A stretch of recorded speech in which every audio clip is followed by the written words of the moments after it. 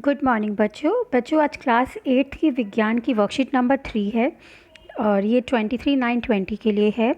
जैसा हम सबको पता है कि वर्कशीट 1 से हमारा विज्ञान का सिलेबस शुरू हो चुका है और हमारा पाठ 2 सूक्ष्मजीव शुरू हुआ है।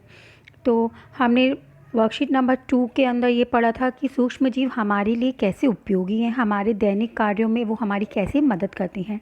अब उसी को आगे बढ़ाते हुए हम वर्कशीट नंबर 3 को पढ़ेंगे। बच्चों, मैं ये चाहती हूँ कि ये वीडियो देखने से और सुनने से पहले आप एक बार ये वर्कशीट खुद से 1-2 बार पढ़िए ताकि आपको और अच्छे से समझ में आएगी।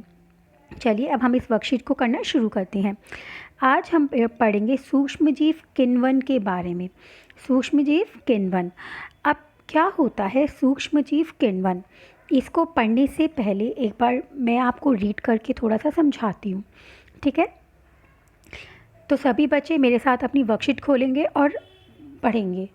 आज पिंकी का जन्मदिन है। हर जन्मदिन पर उसके दादाजी उसके लिए बाज़ार से उसके मनपसंद छोले भटूरे लेकर आते हैं, लेकिन इस बार कोरोना की वजह से उन्होंने मना कर दिया।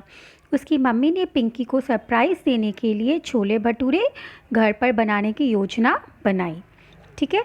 भटूरे बनाने के लिए उन्होंने थोड़ा सा क्या लिया? थोड़ा सा मैदा लिया, उसमें थोड़ी सी क्या मिला दी? चीनी, गर्म पानी और 2 चुटकी ईस्ट पाउडर मिलाकर उसे नरम आटे में गूंदकर बर्तन में 2 घंटे के लिए रख दिया। कुछ घंटों के बाद पिंकी ने देखा कि वह आटा फूल गया था जिसे मम्मी ने भटूरे बनाए। पिंकी बहुत खुश थी क्योंकि अब उसे उसकी मनपसंद खाने की चीज़ मिल गई है। यहाँ पर आटा इसलिए फूल गया क्योंकि उस आटे में मौजूद ईस्ट, जो कि एक सूक्ष्मजीवी है, ने तेज़ी से जनन करके श्वसन के दौरान कार्बन डाइऑक्साइड गैस छोड़ी और गैस के बुलबुलों ने आटे में फंसकर उसे फुला दिया। अब बच्चों यहाँ से अब हम समझना शुरू करते हैं।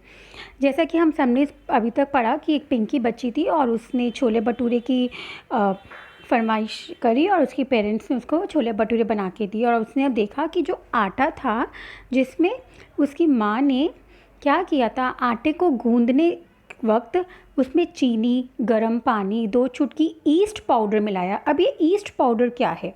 ये हमने लास्ट वर्कशीट में थोड़ा पढ़ा था कि ईस्ट होता है एक प्रकार का सूक्ष्मजीव और ये सूक्ष्मजीव की कौन सी प्रकार में आता है? कवक में आता है। अब ये क्या करता है? ईस्ट पाउडर जो होता है, जब हम इसे किसी खाने के पदार्थ में मिलाते हैं तो हमें पता है खाने के पदार्थों में शर्करा होती है, चीनी होती है और वो उस शर्करा को परिवर्तित कर देता है। किस में परिवर्तित करता है? हाँ, यहाँ पे क्या बताया है? कार्बन डाइऑक्साइड में बदल देता है।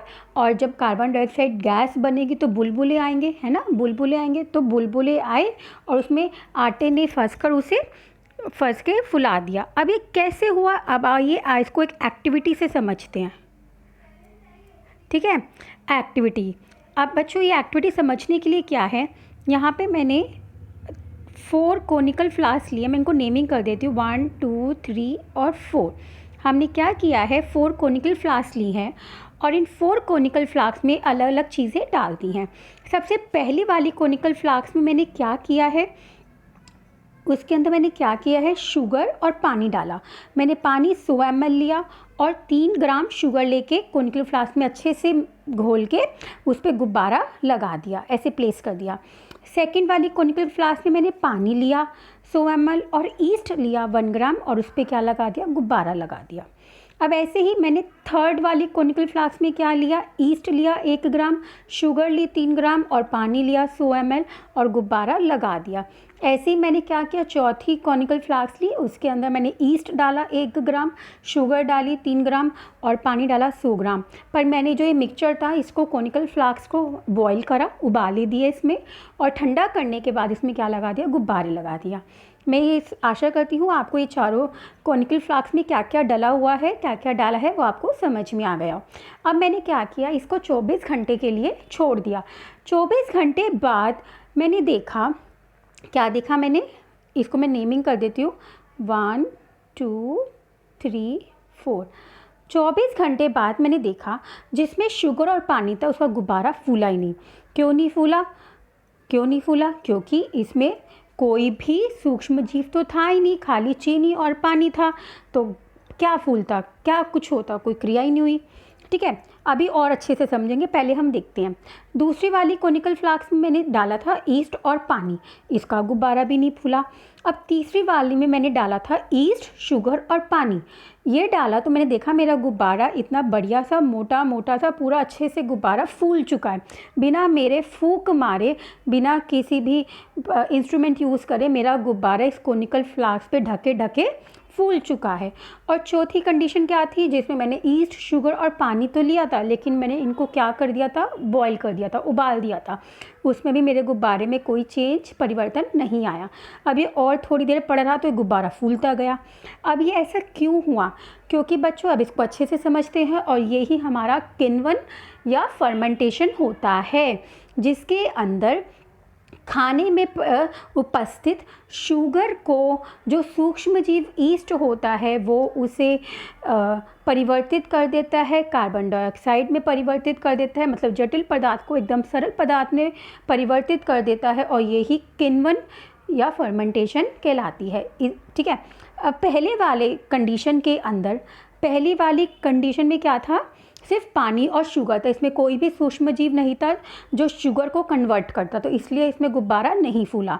दूसरी कंडीशन में भी यही हुआ, क्योंकि इसमें खाली ईस्ट और पानी था, कोई भी शुगर तो थी नहीं जो सूक्ष्म जीव उस शुगर को सरल पदार्थ मतलब कार्बन डाइऑक्साइड में बदलता। ऐसे तीसरे वाले में क्या था, शुगर थी, ईस्ट था और पानी था, चूँकि उसमें सारी चीज़ें थी तो इसलिए उसमें क्या बन गई हमारी, उसने जटिल पदार्थ मतलब शुगर को सरल पदार्थ में बदल दिया कार्बन डाइऑक्साइड में, जिससे क्या हुआ, वो फूल गया। क्या हुआ, वो हमारा फूल गया। ऐसे ही फोर्थ कंडीशन में क्या था, ईस्ट, शुगर और पानी तो था, लेकिन वो क्या था, बॉइल्ड था, तो बॉयल करने से हमारा सूक्ष्म जीव जो था वो मर गए। जब सूक्ष्म जीव जीवित ही नहीं रहे तो वो कैसे गुणन और जनन करेंगे, तो इसलिए गुब्बारा बिल्कुल फूला ही नहीं। अब बच्चों जो थर्ड कंडीशन तो उसमें क्या हुआ था, ये कोनिकल फ्लास्क का और भी जूम व्यू है, देखो वे बुलबुले उठ रहे हैं ना, ये देखो सारे, आप गौर से देखो, ये सारे जो बुलबुले उठ रहे हैं ये सारे सब जगह, ये बुलबुले कार्बन डाइऑक्साइड के थे, जिसने क्या करा, गैस बनाई, गैस हुई और उसने गुब्बारे को फुला दी, क्योंकि उस जब कोई चीज़ बढ़ेगी, गैस निकलेगी, तो कहीं तो उसको जगह चाहिए जाने के लिए, है ना, तो वो जगह कहाँ पे जाके हुई, गुब्बारे में इकट्ठी हो गई वो गैस। तो इससे हमें पता चला कि जब भी आटे में ईस्ट मिलाया जाता है तो वो क्या करता है, उसमें उपस्थित शुगर को परिवर्तित कर देता है कार्बन डाइऑक्साइड में, जिससे हमारा आटा फूल जाता है। मैं आशा करती हूँ बच्चों आपको ये अच्छे से समझ में आ गया होगा। चलिए अब हम आगे का पढ़ते हैं। अब आगे पढ़ते हैं तो बच्चे अभी ये जो हमने किण्वन और फर्मेंटेशन पढ़ा, इसका उपयोग बहुत सी सारी जगह पर होता है। जैसे इसी प्रोसेस पे बेस्ड हमारी शराब में काम आते हैं, वाइन्स, बियर्स और शराब ये सब बनाई जाती है, ब्रेड बनती है, हाँ जी बच्चों ब्रेड बनती है, उसके बाद ही हमारे अचार बनते हैं, अचार में काम आता है ये प्रोसीजर। ठीक है, तो ये किण्वन और फर्मेंटेशन कहते हैं जो ये प्रोसीजर होता है। इसको और अच्छे से इसकी परिभाषा देखते हैं अब हम। चीनी या शर्करा के अल्कोहल में परिवर्तन की प्रक्रिया किण्वन या फर्मेंटेशन कहलाती है। तो बच्चों किण्वन या फर्मेंटेशन क्या होती है, जब हम चीनी या शर्करा को अल्कोहल में परिवर्तन करते हैं तो उसकी प्रक्रिया क्या कहलाई जाती है, किण्वन या फर्मेंटेशन कहलाई जाती है। और इस प्रक्रिया की खोज सबसे पहले किसने करी थी, लुईस पास्चर ने 1857 में की थी। अब बच्चों अब आप कहोगे यहाँ पे तो अल्कोहल में परिवर्तन की बात हो रही है, लेकिन मैडम ने तो बताया कि कार्बन डाइऑक्साइड में। तो बच्चों ये सारे सरल पदार्थ होते हैं, तो जटिल पदार्थ शक्कर को वो सरल पदार्थ अल्कोहल या जो इसका मेन होता है इथेनॉल में परिवर्तन होता है। ठीक है, अल्कोहल में परिवर्तन कर देना, कार्बन डाइऑक्साइड में परिवर्तन कर देना, तो ये सारे सरल पदार्थ होते हैं। तो इन्हीं का प्रोसीजर को हम आगे फर्दर बेकिंग इंडस्ट्री में या शराब बनाने में, बियर बनाने में इनका इस्तेमाल करते हैं। तो बच्चों ये मैं आशा करती हूँ आपको ये अच्छे से समझ में आया होगा। और जो ये फर्मेंटेशन या किण्वन की खोज थी सबसे पहले किसने की थी, लुईस पास्चर ने की थी, 1857 में की थी, जिसमें उन्होंने देखा था कि फर्मेंटेशन की मदद, इस किण्वन की मदद से शराब बनाई जा रही है। गेहूँ या फलों के रसों के अंदर ईस्ट पाउडर मिला के रख दिया, और ईस्ट पाउडर जब मिला के रख दिया तो कुछ समय के बाद उसमें से जब रासायनिक क्रियाएं होनी शुरू हुई, जब उसका रूप बदलने लगा, उसमें एक नया चीज़ फॉर्मेशन होने लगी, वो फलों के रसों से जब वो शराब धीरे धीरे बनने लगी सूक्ष्म जीव की मदद से, तो क्या हुआ, उसके अंदर इथेनॉल और अल्कोहल बननी शुरू हो गई। और ये किसकी मदद से हो रही थी? ईस्ट की मदद से हो रही थी, सूक्ष्म जीव। तो ये पूरा प्रोसेस क्या होता है? किण्वन या फर्मेंटेशन ही कहलाया जाता है। ठीक है बच्चों, आशा करती हूँ ये आपको आज की वीडियो इतनी समझ में आ गई होगी। अब हम देखते हैं आज हमने क्या सीखा है। सबसे पहला प्रश्न है, किण्वन प्रक्रिया की परिभाषा लिखिए। इस प्रक्रिया की खोज किसने की थी? तो हाँ बच्चों, ये यहीं पर है कि चीनी शर्करा के अल्कोहल में परिवर्तन की प्रक्रिया किण्वन या फर्मेंटेशन कहलाती है। इस प्रक्रिया की सबसे पहली खोज किसने की थी? लुईस पास्चर ने की थी। आपका फर्स्ट का आंसर है। ठीक है, सेकंड क्वेश्चन है, किण्वन प्रक्रिया द्वारा प्राप्त किन्हीं 5 खाद्य पदार्थों के नाम लिखिए। अब बच्चों ये आपको खुद लिखने हैं कि ये किण्वन जो प्रोसेस है कहाँ कहाँ पे इस्तेमाल किया जाता है। तो हाँ बच्चों, ये हमने भी देखा है कि ये हमारा शराब बनाने की इंडस्ट्री में यूज़ होता है, और ब्रेड में यूज़ होता है, केक्स बनाने में इस्तेमाल होता है, खमीर डो बनाने में इनका इस्तेमाल होता है। ठीक है, और बाकी आप और सोच के लिखेंगे कि कहाँ कहाँ पे ऐसी जगह है जहाँ पे हम सूक्ष्म जीव का इस्तेमाल करके खमीर उठाते हैं। ठीक है, ओके। कौन सा सूक्ष्म जीव किण्वन प्रक्रिया में सहायक है? तो कौन सा सूक्ष्म जीव जो था वो किण्वन प्रक्रिया में हमारी मदद कर रहा था? तो कौन सा सूक्ष्म जीव था? तो हाँ बच्चों, वो कौन सा था? ईस्ट था। कौन सा था? ईस्ट। और ये कौन से सूक्ष्म जीव का कौन सा प्रकार था? ये कवक वाला। ठीक है बच्चों, आगे पढ़ते हैं। नेक्स्ट क्वेश्चन पढ़ते हैं। प्रश्न 4, अपने मनपसंद किसी 2 खाने की वस्तुओं के नाम लिखिए जो किण्वन प्रक्रिया द्वारा बनाए जाते हैं। अब आपको कोई भी ऐसे 2 चीज़ के बारे में सोचना है जो खाने की जो आपको बहुत पसंद हो और वो किण्वन प्रक्रिया द्वारा बनाई जाती हैं। अब जैसे मैं अपने बारे में कहूँ तो मुझे 2 चीज़ें बहुत पसंद है, जैसे कि केक्स हो गए और ये किण्वन प्रक्रिया के द्वारा ही बनाए जाते हैं, और दूसरा मुझे भटूरे बहुत पसंद है, नान बहुत पसंद है। तो ये सारी किण्वन प्रक्रिया द्वारा ही बनाई जाती हैं। अब नेक्स्ट क्वेश्चन पढ़ती हैं। ऊपर की गई गतिविधि में आटा क्यों फूल गया था? कारण बताइए। अब जो ऊपर हमने यहाँ पे ये गतिविधि बताई थी कि इसमें आटा फूल गया था, तो वो क्यों फूल गया था? अब आप इसका आंसर देखेंगे। यहाँ पर आटा इसलिए फूल गया था क्योंकि उस आटे में मौजूद ईस्ट, जो कि एक सूक्ष्म जीवी है, ने तेज़ी से जनन करके श्वसन के दौरान कार्बन डाइऑक्साइड गैस छोड़ी, उत्पादित की, और गैस के बुलबुलों ने आटे में फंसकर उसको क्या कर दिया? फुला दिया।